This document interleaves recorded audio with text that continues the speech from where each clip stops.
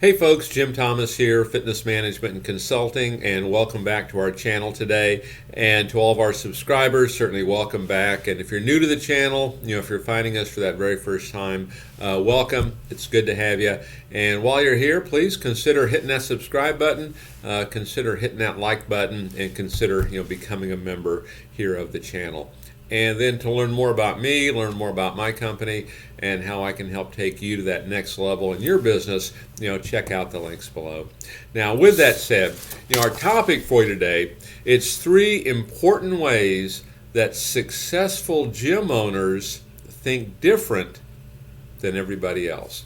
3 important ways that successful gym owners think differently than everybody else. And so these are 3 things that I see. And this is kind of a combination of me, helping with new club startups and folks that are just getting into the business and folks that really have a lot of success. And then also going in and looking at clubs that struggle or maybe, are having a hard time going to that next level, things that I see that, the successful ones do really well. And so depending on where you're at in your operation, take a look at these 3 things and can we change maybe how we think, okay, to help take us to that next level. And so the first thing that successful owners do and how they think differently is when it's regard to change, okay?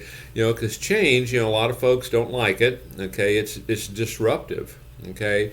And the most successful gym owners, they see change as a way that creates new opportunity. There's new opportunity here, okay?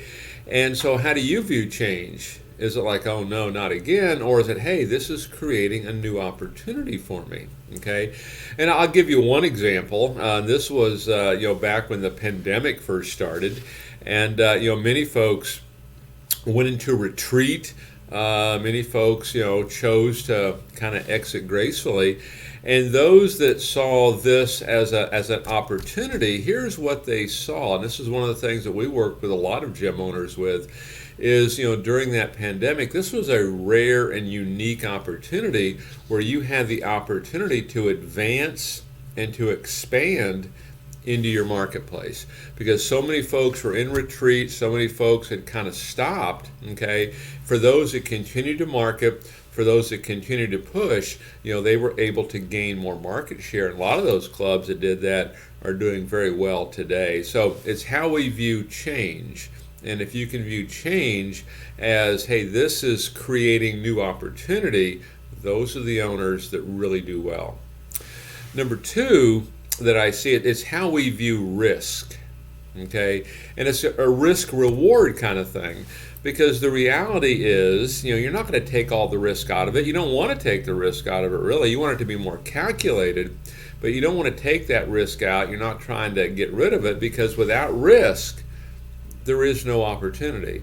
And this is one of the things we see a lot of times with new club startups. They're trying to, hey, how do we take the risk out? Well, you're going to have risk. You have some things that are they're going to be there, no matter what. And we want it to be calculated. We don't want it to be blind risk, but there's an upside, to this risk. And so these owners that do the best and how they think differently, it's how they view risk. Okay, and some of this, it could be as simple as how we view marketing. I mean, there's some folks that they don't want to take the risk of marketing.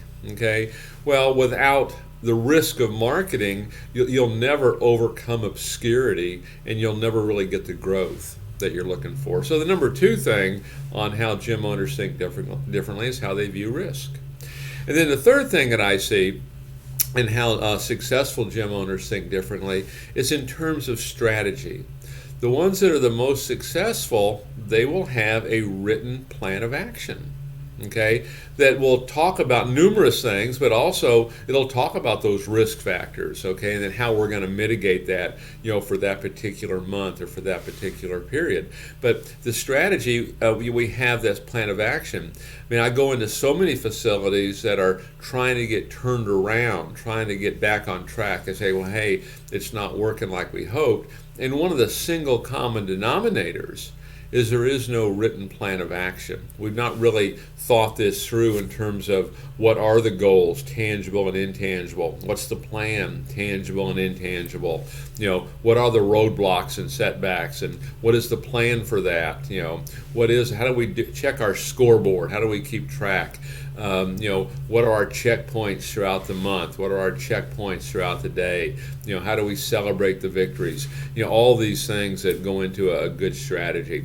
So the three big things, the three important things that I see, okay, that successful gym owners do in terms of thinking differently, it's how they view change, it's how they view risk, and it's how they view that strategy. Those are the three big things. So if you're starting out, make sure that this is included in your business planning. Make sure it's included in your educational process.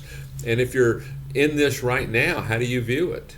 Okay, and you could even take this even if you're not a gym owner, if you're a manager of a facility, if you're an individual salesperson, how do you view each one of these? Because these are things that we all deal with on a pretty frequent basis, and it's how we choose to address it. So take a look at it. Change, risk, and strategy. How do you fit? Folks, my name is Jim Thomas. My company is Fitness Management and Consulting. Appreciate you being here today. And to learn more about my company and how we can help take your gym to that next level, please check out the link below. And while you're here, please subscribe. Please hit that like button. Please consider becoming a member. And we look forward to seeing you all in that next video.